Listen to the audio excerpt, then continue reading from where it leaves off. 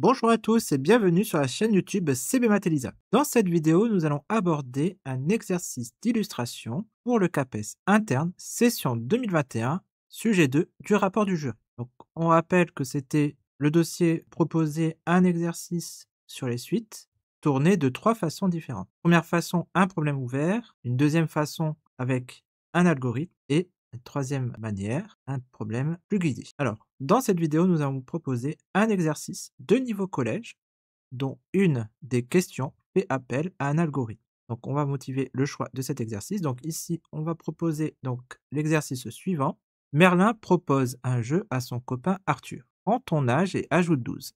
Divise le résultat par 2, puis retranche 6. Pour finir, retranche encore la moitié de ton âge. Je sais combien tu as trouvé. Essayez ce jeu avec plusieurs âges différents. Deuxième question, on a écrit le script correspondant à ce programme de calcul, mais les différentes étapes ont été mélangées. Remettre les blocs dans le bon ordre, puis tester le script avec d'autres valeurs. Donc voici les blocs à ordonner.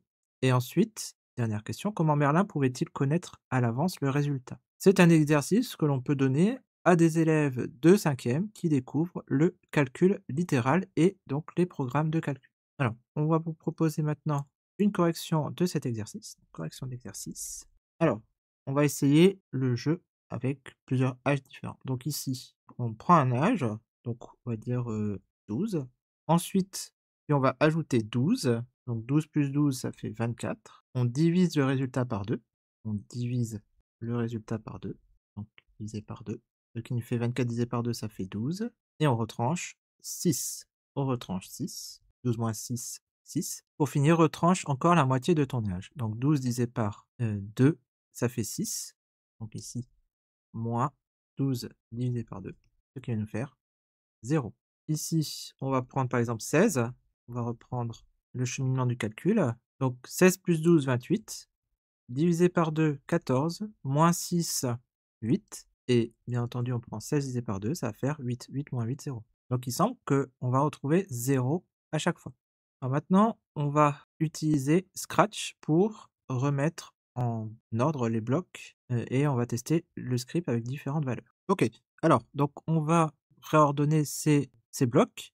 Donc déjà, on commence par cliquer sur le drapeau vert, toujours. Sur un programme codé en Scratch, il faut toujours pour que cela fonctionne, il faut cliquer sur le drapeau vert pour démarrer l'exécution de l'algorithme. Et on va demander quel est ton âge. On va demander quel est ton âge à l'utilisateur. Et ensuite, on va créer une variable x. On va donc déposer la réponse et on va ajouter 12. Donc la variable x va avoir comme valeur réponse plus 12.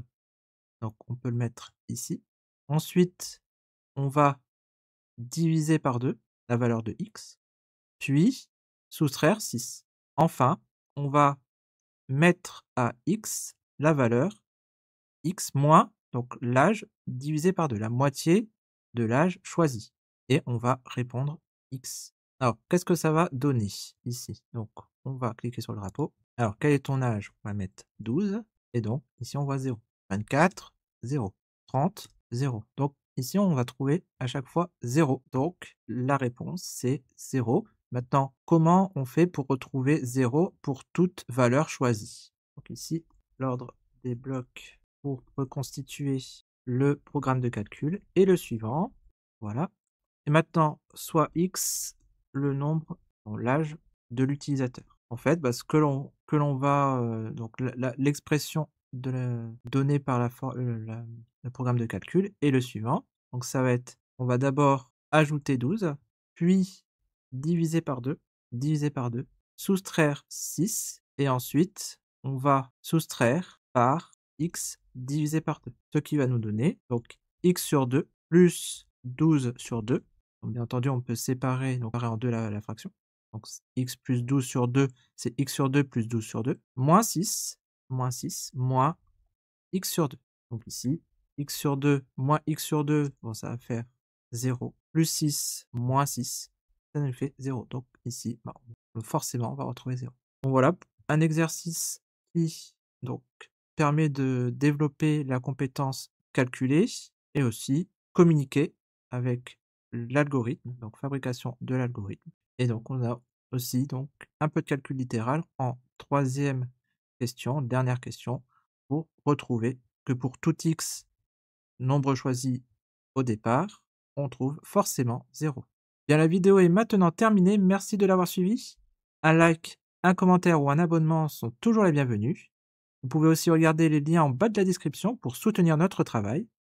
Bon courage dans vos révisions du CAPES et à bientôt pour de nouvelles aventures mathématiques.